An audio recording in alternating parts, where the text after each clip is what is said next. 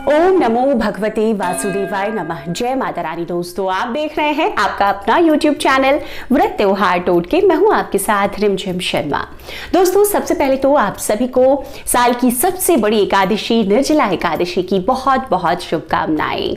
दोस्तों, भगवान श्री हरि विष्णु की कृपा प्राप्त करने के लिए साल 2023 में निर्जला एकादशी का व्रत पूजन हम किस प्रकार करेंगे, आज इस वीडियो में मैं आपके साथ व्रत की संपूर्ण पूजन विधि शेयर करने जा रही हूं।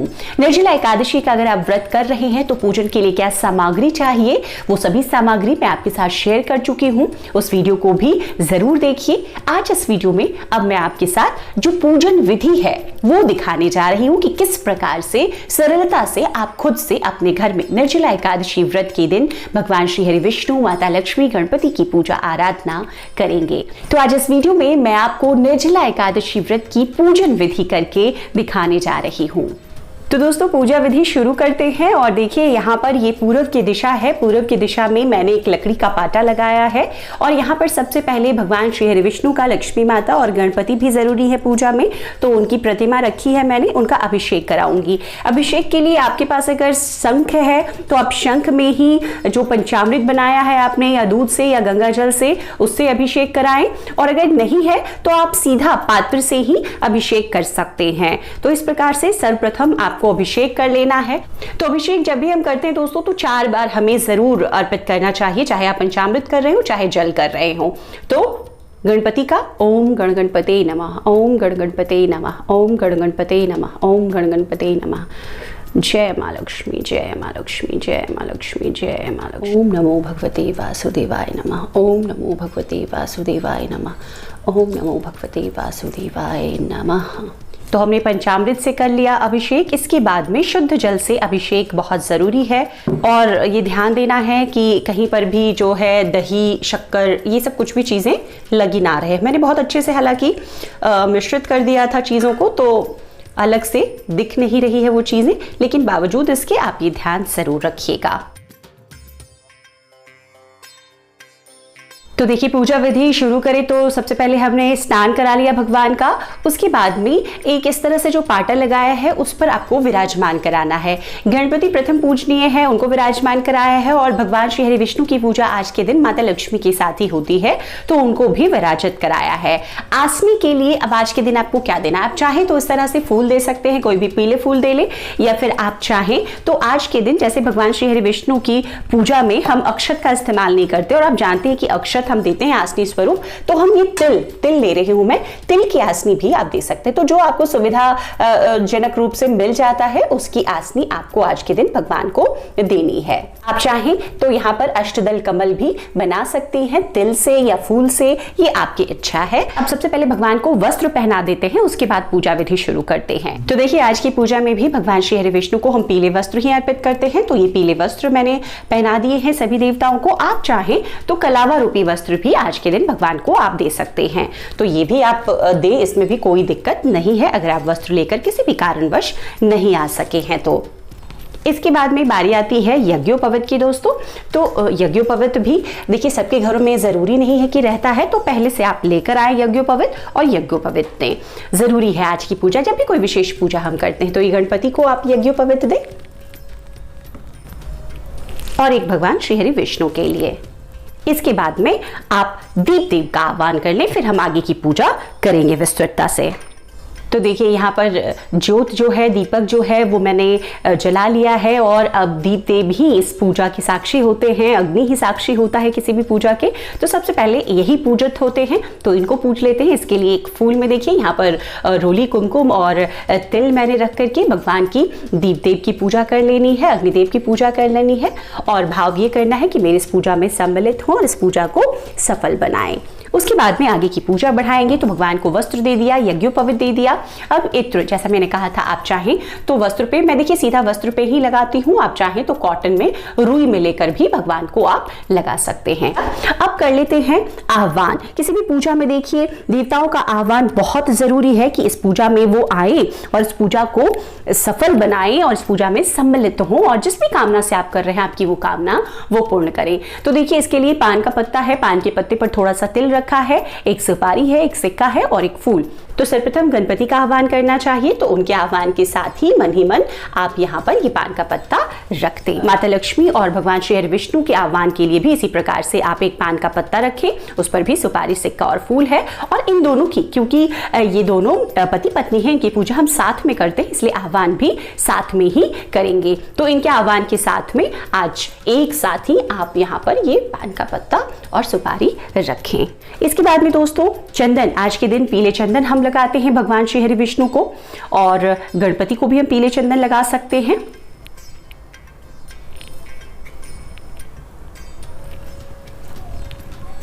ये रोली है गणपति को, माँ लक्ष्मी को भी अर्पित कर सकते हैं और श्री हरि विष्णु को भी।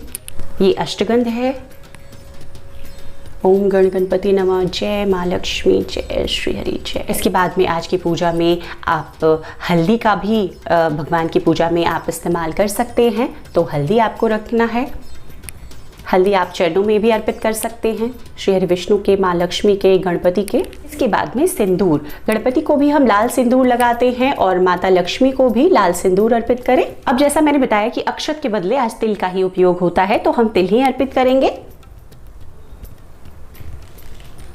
तो अब देखिए मैंने माला तैयार कर रखी थी भगवान लोगों के लिए, तो माला एक एक कर सबको अर्पित करिए। जो भी, हालांकि आज की पूजा में पीले रंग का महत्व है, तो पीले फूलों की माला मुझे मिल गई है। सबसे पहले गणपति को अर्पित कर रही हूँ, इसके बाद भगवान श्री हरि विष्णु को अर्पित कर रही हूँ। जय श्री हरि विष्णु, जय माँ।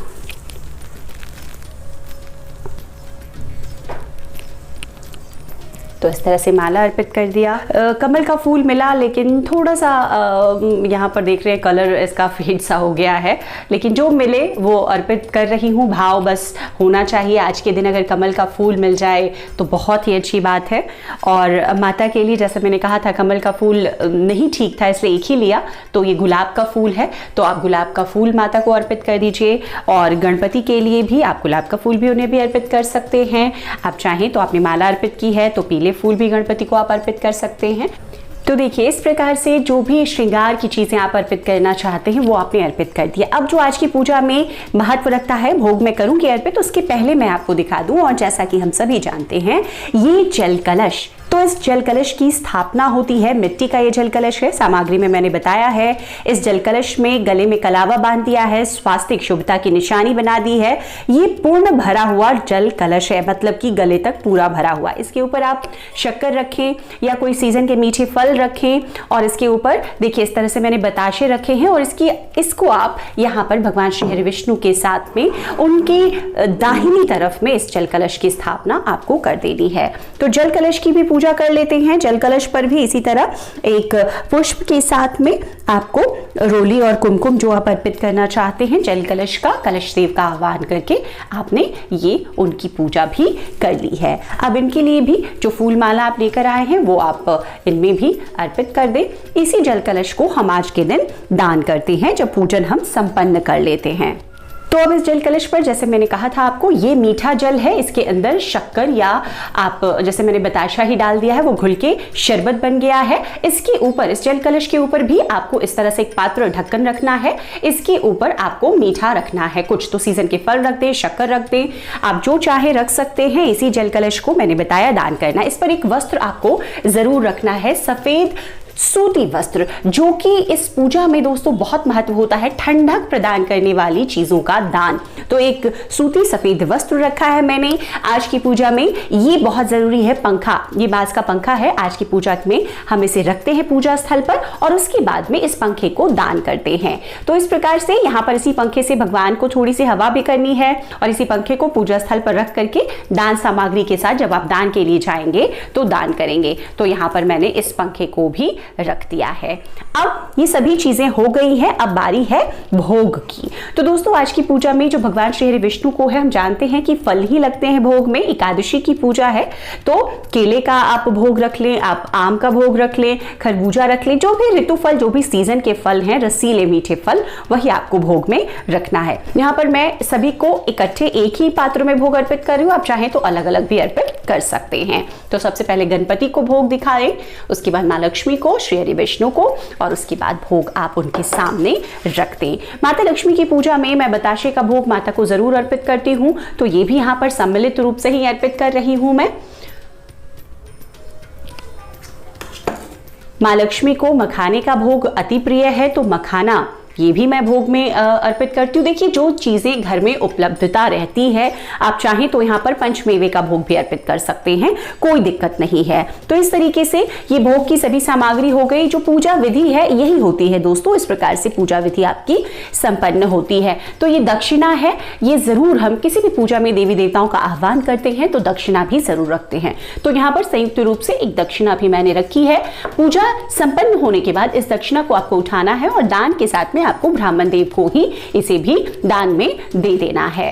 तो देखिए, इस तरह से संपूर्णता से पूजा विधि संपन्न करने के बाद में बारी आती है व्रत कथा पढ़ने की। तो व्रत कथा जब भी आप पढ़ें तो अपने हाथ में एक फूल रखें या तिल रखें। मैंने दोनों चीजें यहाँ पर रख ली है। इसके बाद में निर्जला एकादशी की व्रत कथा मैं पढ़ूंगी। अच्छा, यहाँ पर एक चीज मैंने और बताई नहीं, आपको जलपात्र यहाँ पर जरूर रखना है भगवान के लिए। तो एक जलपात्र भी मैंने यहाँ पर रखा है। जोत जो है अखंड वो लगातार जलते रहना चाहिए, इस बात का आपको ध्यान देना है। तो इस तरीके से ये जो पूजन विधि होती है, इसके बाद में हम व्रत कथा, पूजन विधि करने के बाद में व्रत कथा पढ़ते हैं। तो अब मैं आपको निर्जला एकादशी व्रत की कथा सुनाती हूँ। तो दोस्तों, निर्जला एकादशी व्रत की कथा इस प्रकार से आपको संपन्न करनी है पूजा के बाद में। उसके बाद देखिए, जो ये फूल है और ये तिल है, आपने जो जलपात्र यहाँ पर रखा है उसमें आपको डाल देना है। पूजा के बाद में आपको इसी जल कलश से भगवान सूर्य नारायण को अर्घ्य दे लेना है। आप चाहें तो इस जल कलश को, अगर सूर्य नारायण को आप पहले ही अर्घ्य दे चुके हैं तो आप पौधे में भी डाल सकते हैं जो इसमें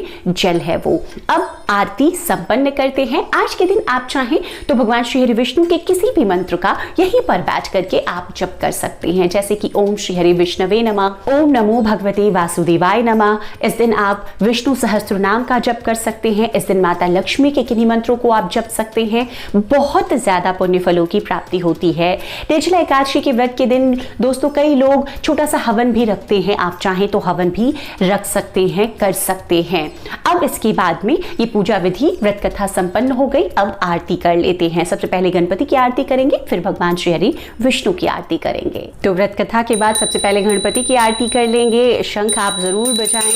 जय गणेश जय गणेश जय गणेश देवा, माता दक्षिण पार्वती पिता महादेवा। देखिए, यहाँ पर मैं पूरी आरती नहीं पढ़ूंगी क्योंकि बहुत समय लग जाएगा। तो गणपति की आरती के बाद में आपको श्री हरि विष्णु की आरती आज के दिन करनी है और इस पूजा विधि को दोस्तों इसी प्रकार से संपन्न कर लेना है। भगवान विष्णु की आरती में, जैसा मैंने पहले भी बताया आपको, कि कपूर का इस्तेमाल आज के दिन कभी भी हम पूजा करते हैं, विशेष पूजन करते हैं, तो ज़रूर हमें करना चाहिए।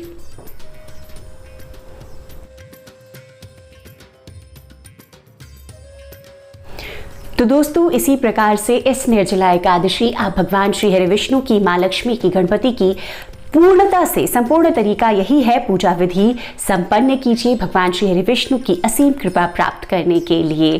ओम नमो भगवते वासुदेवाय नमः। जय माता रानी।